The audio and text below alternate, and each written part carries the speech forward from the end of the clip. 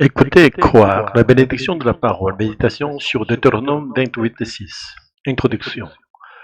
Le chapitre 28 du Deutéronome nous rappelle que la bénédiction de Dieu n'est jamais détachée de l'écoute attentive de sa parole. Écouter et croire ne sont pas deux réalités différentes, mais une seule grâce que l'Esprit Saint accomplit en nous.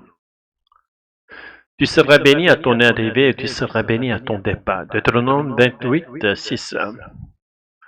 Les bénédictions du chapitre 28 du Deutéronome ne sont pas des phrases autonomes. Elles sont conditionnées par le verset 2. Ce sont des bénédictions soumises à l'obéissance à la parole de Dieu.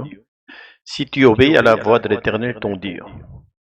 Il ne faut pas oublier que plus encore que les bénédictions, suit immédiatement l'annonce des malédictions si le peuple ne se soumet pas à la parole.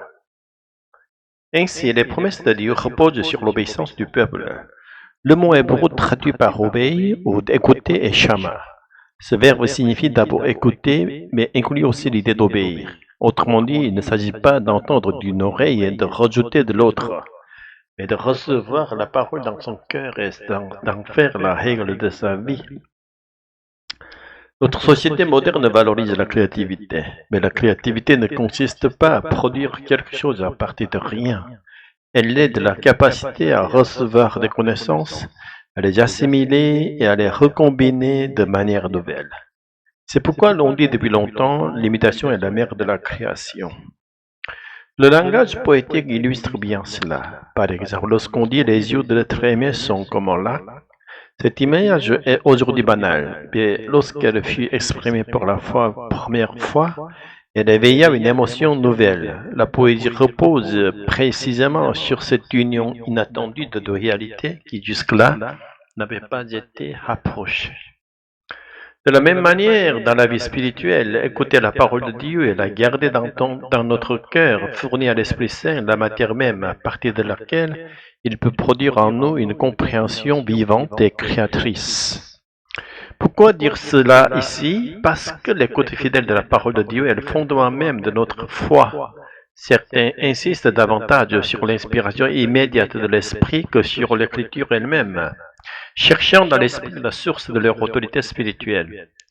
Mais comme nous l'avons vu, il faut d'abord écouter et recevoir la parole écrite pour la déposer comme dans un réservoir intérieur. Alors l'Esprit Saint enfilera ces paroles comme des perles précieuses et les fera agir avec puissance dans nos vies et dans celles de ceux qui nous écoutent. Le chapitre 28 du Deutéronome insiste ainsi sur le fait que le peuple doit intérioriser les commandements donnés par Moïse et vivre selon eux. Ce n'est qu'alors que la bénédiction d'en haut descendra. Si nous lisons seulement ce passage, nous comprenons que la grâce de Dieu suppose toujours une part de notre obéissance. Dieu donne sa parole comme grâce et nous avons désormais une responsabilité plus grande. Or, comme nous l'avons vu dans l'étymologie, l'obéissance shama n'est pas d'abord une action, mais une écoute attentive et réceptive. Autrement dit, il suffit d'accueillir la grâce de la parole. Refuser d'écouter, c'est déjà la rejeter. Même Dieu ne contraint pas à la recevoir.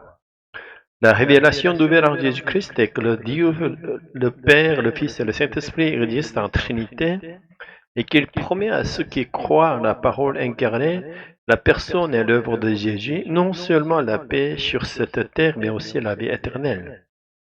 Dans l'Ancien Testament, il suffisait d'écouter la parole de Dieu. Dans le Nouveau Testament, il suffit de croire en la parole faite chair Jésus-Christ. Quelle différence entre écouter et croire? En hébreu, la foi implique l'idée de confiance. Écouter, c'est accueillir et graver la parole dans le cœur. Croire, c'est se mettre entièrement à l'autre avec confiance totale.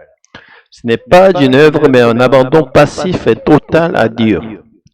Ainsi, l'écoute de l'Ancien Testament et la foi du Nouveau Testament ne font qu'un. Lorsque nous plongeons dans notre cœur ces deux réalités, l'Esprit Saint les unit en une seule grâce.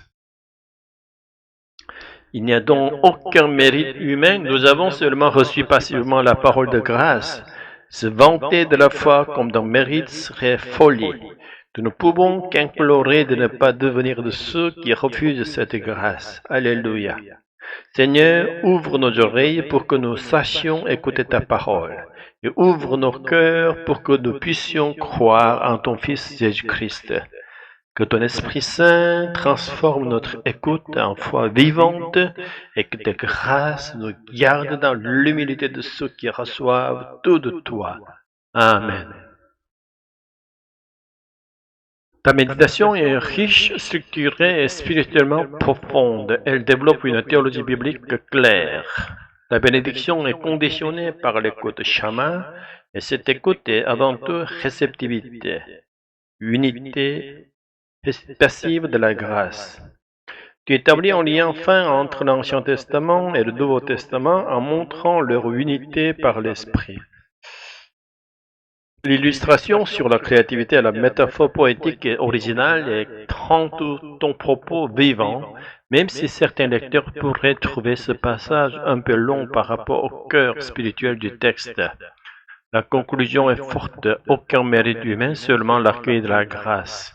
En somme, ton texte est fidèle, théologique et nourrissant, mais il gagnerait encore en force si tu resserrais légèrement la partie métaphore poétique afin de garder le lecteur concentré sur l'axe biblique central, écouter, croire, recevoir la grâce.